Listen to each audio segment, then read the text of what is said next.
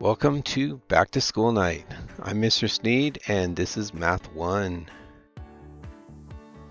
So the first thing I'd like to go over tonight would be the Math 1 grading.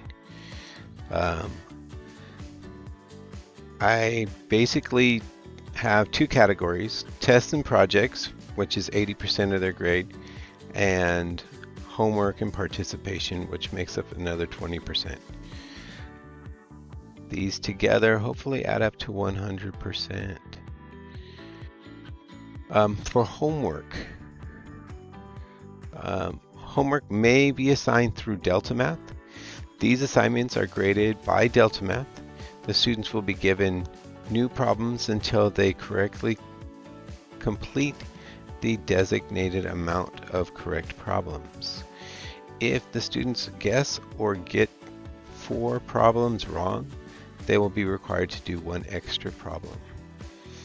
If a problem is created by the teacher, they will get a set amount of attempts before it is marked wrong. Typically, I give anywhere from 5 to 10 attempts. I encourage them to come talk to me before they get their final attempt and get it wrong.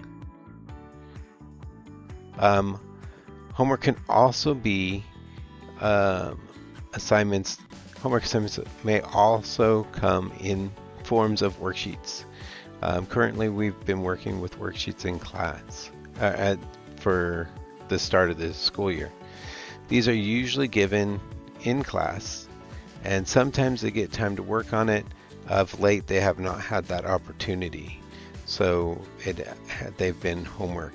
Most of the worksheets, the questions so far haven't been all that long. They just have several parts to them. Homework assignments are usually due the next day at the start of class. So they'll come in with their homework charts and their homework, and I'll walk around and sign it off. If I have a TA, they'll help me sign off on the note on the homework. If the assignment is not completed, then it is late. So when they come in, what I look for is to see if it is at least halfway done. If it's halfway done, they'll get an incomplete on it, and then once they finish it, they will get a complete on it. If they don't have at least half of it done, it gets marked missing, and then when they get it signed again, it will be worth half credit.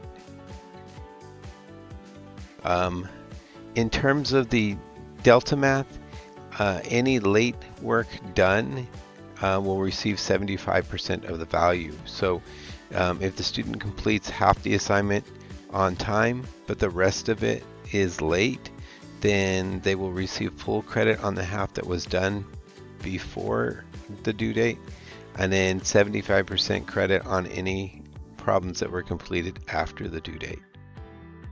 All right, so assessments. So this here is the top of a worksheet that I gave to part of the classes last week. It's going to be similar to what I give the students on the review worksheets. So each time coming forward, it will have the skill breakdown for the students and what is expected of them to be able to perform. Last year in Math 1, we tried something different. Instead of giving a test based on a bunch of concepts given in a single chapter, we tested the students on the concepts individually. This year, we're doing something similar. The test they will be tested on the individual concepts, but we're going to include them all on one test, but they'll be broken down and graded separately. So the students will have 2 opportunities to test on each concept. Currently, each unit will have, in my class this year, each unit will have 2 quizzes and a test. The 2 quizzes will make up the skills that will be on the test. So when they take the test, they will have the opportunity to improve the skill that was on the quizzes. And this will replace the score and improve their grade. So the way the assessment will be broken down is there's a basic section, intermediate section, and advanced. If the student can complete the basic section, they will get a C minus, a 70%. If they're able to complete the intermediate section, then they'll get a B.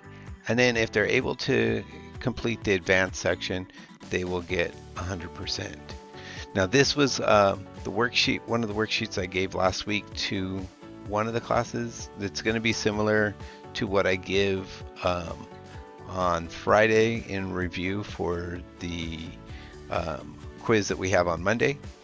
But it breaks the problems down by the types of problems, and so then they will know what to expect to see on the test.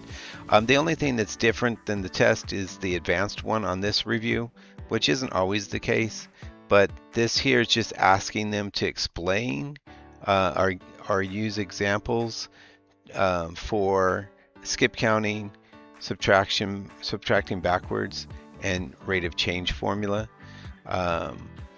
But normally the practice will have the same type of problems in the advanced section as you would see on the test.